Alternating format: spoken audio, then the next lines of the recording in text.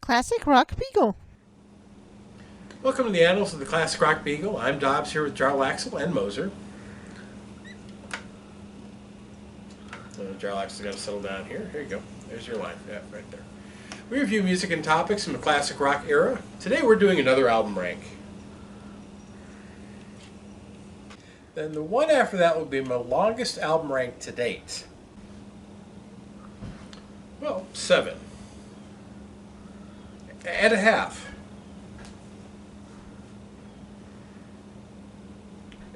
And a half. Actually, the magnum opus will be put off for about 6 months. You'll see then there's a reason for it. Yeah. But for now, with the recommendation of my bandmate Wingo Johnson, we'll be reviewing the studio albums from the association. He indicated that in his opinion, the album tracks from the association were better than the hits. So I took that as an album rank request. Yeah, what's the matter with the association?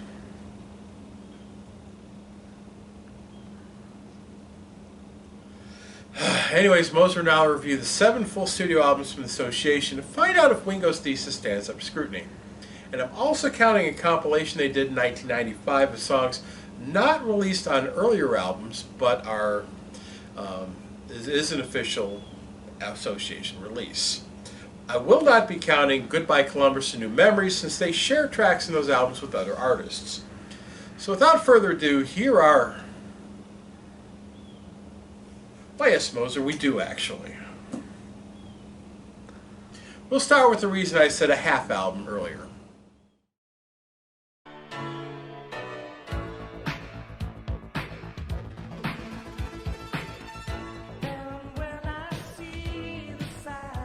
I counted this because all its tracks had not yet been included on any previous studio album, but were on this officially released album.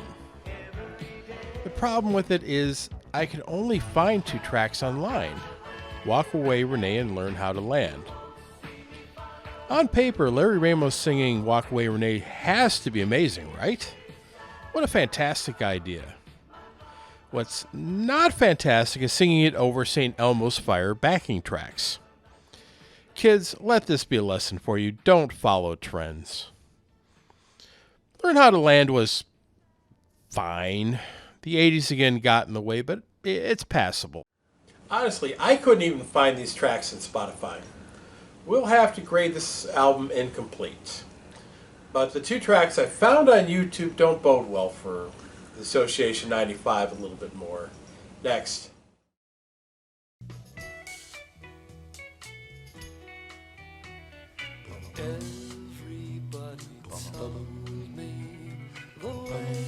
In 1966, the Association were an up-and-coming band that eventually broke out with a pair of top 10 hits on their debut album. The music industry being what it was, the Association jumped right back into the studio and hastily rushed out their follow-up, Renaissance, in November 1966. Rushed being the operative word. The entire album was recorded between October 10th and November 3rd, 1966, with it being released before the end of the month. The album featured the same lineup as their debut, built around songwriters Jules Alexander and Terry Kirkman. When we get to their debut, we'll see that it wasn't that strong of an album, but it contained a couple gems. Renaissance did not have the gems of their debut, but was comprised of the filler that we saw on their hit debut album.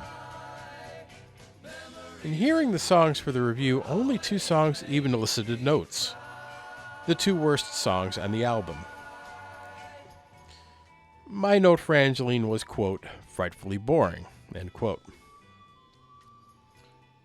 The note for Songs in the Wind was, quote, they saved the dog for the drummer, end quote. But seeing as I actually liked the Association, let me say some things about their better songs. Memories of You is a very nice spotlight on the best feature of the Association, their harmonies, as well as a solid build and an unusually welcome recorder solo by Terry Kirkman.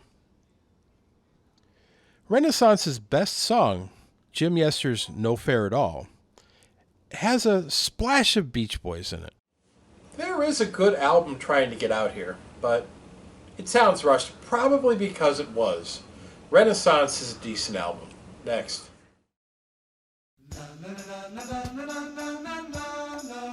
Don't sing this song. Don't sing this song. The turn of the decade was not good for the Association. They were coming off a string of non-hits going back to 1968. While their previous album, eponymously titled The Association, did crack the top 40, no single has since Time for Living in 1968. To top it off, vocalist Russ Giguere left the band prior to recording this album. To put it lightly, things were not looking good for the band. So how would this album go for them? To put it mildly, not well. The album and all its singles bombed, and afterwards, Warner Brothers Records did not pick him back up for further releases. This was justified. The Association had a lot of positive attributes, of course, and we'll take a look at them for their top 5 albums. But their formula just didn't work on Stop Your Motor. The title of the album points to one problem. Terry Kirkman wrote a couple songs for a failed documentary about auto racing called Once Upon a Wheel. When the project fell through, the Association placed 2 of the soundtrack songs in this album, That's Racin', and The First Sound, both of them duds.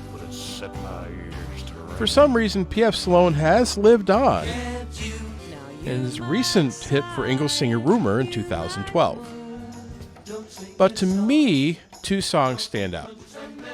Terry Kirkman's Bring Yourself Home has a really strong build and a splash of Todd Rundgren, while his Silver Morning has a phenomenal post-chorus and coda. I'm so glad this album exists. The prog in me hears a potential ending for Silver Morning where the end becomes a new beginning. But you do have to sit through some filler to get to the good stuff. Stop Your Motor is a decent album. Next.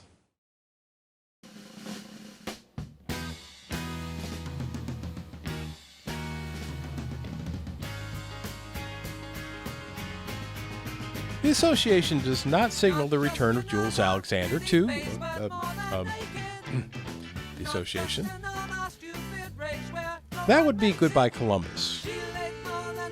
But it was their first album with all 7 members of the Classic Association. Goodbye Columbus was an ambitious project for at least their 4 songs on that album. Nobody bought it. With the rock scene shifting from psychedelia to a harder edge, it was leaving bands like the Association in a tough spot. How would they adapt? In terms of quality, their self-titled album from 1969 was fine. Their filler was better filler than their early albums. They developed their sound somewhat. Larry Ramos had some nice guitar work on songs like I Am Up for Europe. This was the last album before Russ Giguere left, and I think I see a reason for it. There was only one song where he was the sole lead vocalist, and it was the worst song the Association ever recorded, Broccoli. But I hear you say it is a funny song, tongue-in-cheek. Lighten up a little, son. To that I respond, I did a freaking Weird Al Yankovic album rank. I know a funny song when I hear it. And Broccoli, you're no Al Yankovic. Are comic songs supposed to leave one not laughing? Anyways, the best songs are the last 2. Goodbye Forever is fantastic and way ahead of its time. And my note from Boy on the Mountain is one word, prog. There are effective movements through its 4.5 minutes. The Association is a significant upgrade from the last 2 entries, but because all the other albums on this list have songs that hit the great category and the effect of Broccoli is about the same as it has on a meal, their eponymous album finds itself at number 5. Still a good album. Next.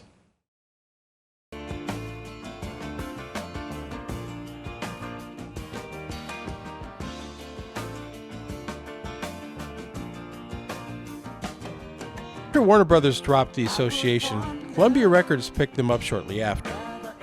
They went into the studio in early 1972 to record Waterbeds in Trinidad! At this point, the association's fans were still firmly behind them, but their casual fans had pretty much abandoned them by this point. If ever there was a point where we might understand if they stopped trying, this might have been it. Historically, you see many bands completely stop trying after they've passed their peak. Ahem. To their credit, the association responded with one of their most inspired albums. It started slowly and frankly has some filler in the mix. However, the musicianship in Snow Queen is very impressive, particularly the rhythm section. I always knew the association was more than their harmonies, and their musicianship shows on their recordings when the Wrecking Crew is not utilized. But to pick out an album where they best demonstrated their musicianship, I would point to this album. Silent Song Through the Land is a fantastic song, one that I would love to take my hand in recording, although the great Larry Ramos I most certainly am not. Jim Yester's cover of Lovin' Spoonful's Darlin' Be Home Soon is fantastic, and to me the better version. Their version of Little Ronin the Stone Tyrol is an earworm and a half. It was also Brian Cole's last lead vocal before he died that August. With the passing of Cole, the association stopped recording albums. I know somebody who has a problem with this ranking. Me. After the third listen, there were 3 songs on the album I could not get unstuck from my head. The album ranks for albums 2 through 5 are all super tight, and I seriously thought about swapping around the order because this is the one of the 4 that left the best impression.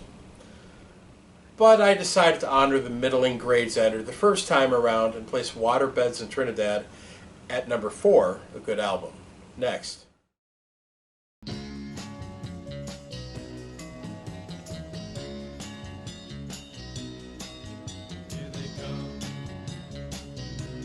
The association was formed in 1965 around songwriters and singers Jules Alexander and Terry Kirkman. Their first single from 1965 was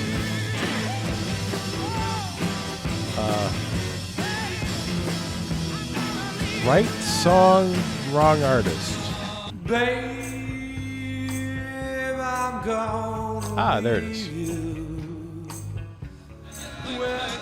In their early years, there was a clear effort to put forth Russ Jagger as their frontman. He sang lead on their first 2 singles and most of the first side of their first album. But their first hit song, Here, rhythm guitar, Jim Yester sang lead. Along Comes Mary, in my opinion, is their second best song overall. It has why does Jim Yester keep coming up in my review? Yeah, he looks like my songwriting partner. And oh my gosh, he does sound just like Mike Hyland.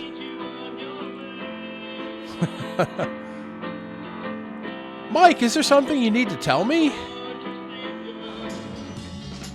Anyways, Along Comes Mary is a very energetic mid-60s song with a bit of an edge to it. Their guitar playing got better when Larry Ramos joined, but it is still solid here.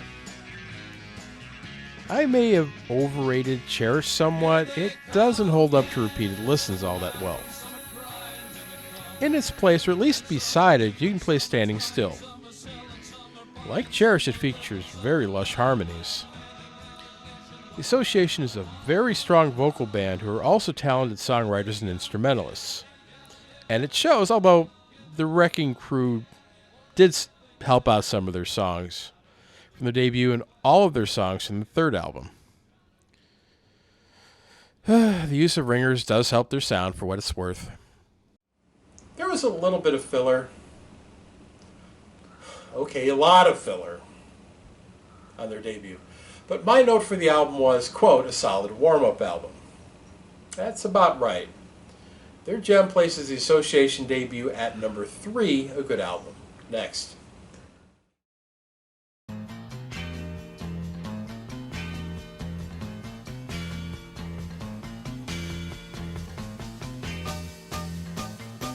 The Association peaked commercially in 1967. In that year, Larry Ramos replaced founder Jules Alexander on lead guitar and high harmonies. They released their most successful album, which we won't name due to potential spoilerage. They released 2 of their 3 most successful singles that year. They opened up the legendary Monterey Pop Festival in June of that year. Despite the music scene shifting beneath them, hopes were high for the Association entering 1968. Their first single, Everything That Touches You, just nicked the bottom of the top 10 in the US charts. Their album Birthday didn't even crack the top 20. Everything That Touches You is also the best song on the album, hitting exactly 7.5 out of 10, just making the absolute minimum for our great category. Listening to the song gave 7.8, but there was a note, quote, cheesy ending, minus 0.3, end quote. I'm glad it had enough points to remain in the great category because that's where it belongs. A few other gems. Barefoot Gentleman had a very melodic melody, if that's the thing, with the requisite Association harmonies. Come On In has a very interesting relationship between the chords and the bass line. The Time It Is Today features good guitar work by Larry Ramos and an interesting build-up for the chorus. Some of my notes. Like always, has a note that it was an interesting bad. Rose Petals notes, quote, it almost worked, end quote. Toy Maker notes, quote, trying too hard, end quote. Although it doesn't have the gem that their debut had, Birthday is a more consistent album from the Association. Actually, the most consistent quality for many of their albums. Birthday is a good album. Next.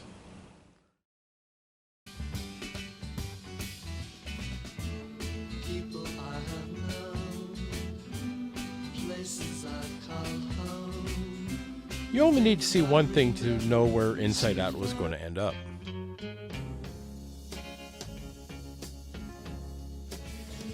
I spoke about Never My Love at length in the Best Songs of the 60s review last month, so I'll just focus on the other songs here, although I've beaten up 50 words already. Ha! As I mentioned earlier, Renaissance did not do well critically or commercially, or according to the Classic Rock Beagle. The Association needed to bring their A game to their next album. The quality control was pretty good. The backing tracks were provided by the Wrecking Crew, which is a sure way to be labeled bubblegum pop at the time. But this was a very nice touch on Inside Out. In addition to the song I've already reviewed, their biggest hit of all time is actually Windy. And for good reason. The mix of Russ Giger and Larry Ramos's vocals is fascinating. I like when they place 2 vocalists in unison, but this to me might be their best combination, or at least for this song. Terry Kirkman's recorder solo on an upbeat song was also a nice touch, and proof that the Wrecking Crew did not provide all the instrumentation. Another gem, Requiem for the Masses, is a very haunting song. A unique track with elements from prog, classical, jazz, military music, and even Gregorian chant. Do yourself a favor and give it a listen. There is some filler in Inside Out, but only one song falls below the decent category, and barely so. If you want to understand everything that makes the Association a great band into one album, I would suggest a best of compilation, to be honest. But that album would require at least 3 tracks from Inside Out, a good album close to the great category. So to conclude, while there are some very good album tracks, I would respond to Wingo that their non-singles aren't necessarily better than their hits. It was nice discovering new music by the Association, but there is a ton of filler mixed in on their albums. So what do you think, Em?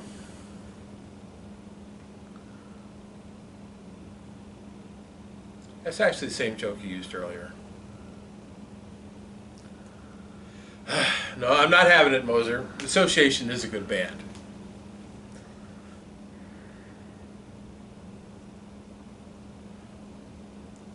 But badass is what I got you for, Moser. So anyways, if you liked the video, mash the thumbs up below. If you want to see more of Moser, be sure to subscribe. Leave some comments below, and as always, rock on.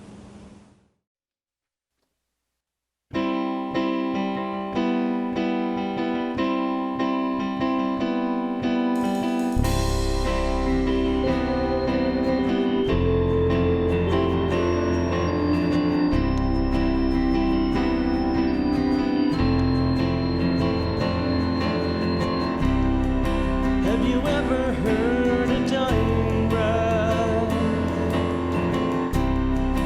on a hot midsummer eve? Can you hear the cry of loved ones? We're so sad to see you leave.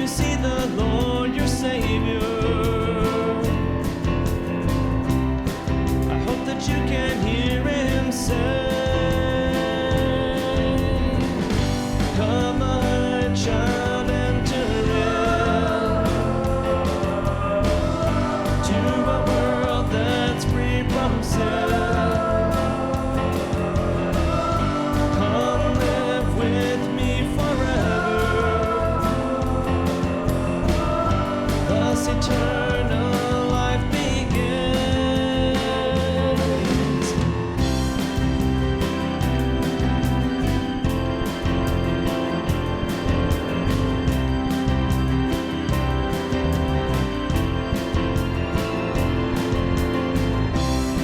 The road to heaven is a sad road.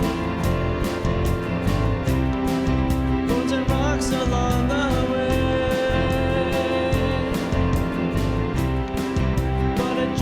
And the Blessed Mother smile at you and say, "Come on, child, take my hand. I will show you your new land. The thorns that pierced your flesh and the rocks that cut your feet marked for you the path of victory, and for Satan a defeat."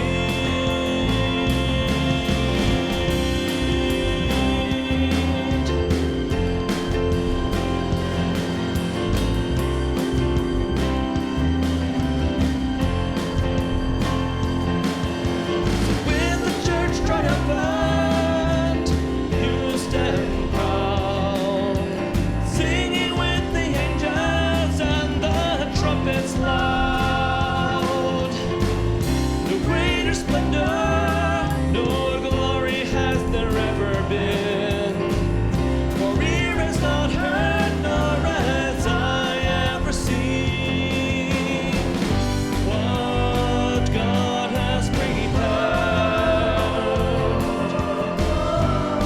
for those who fought the good fight. Dawn is rising.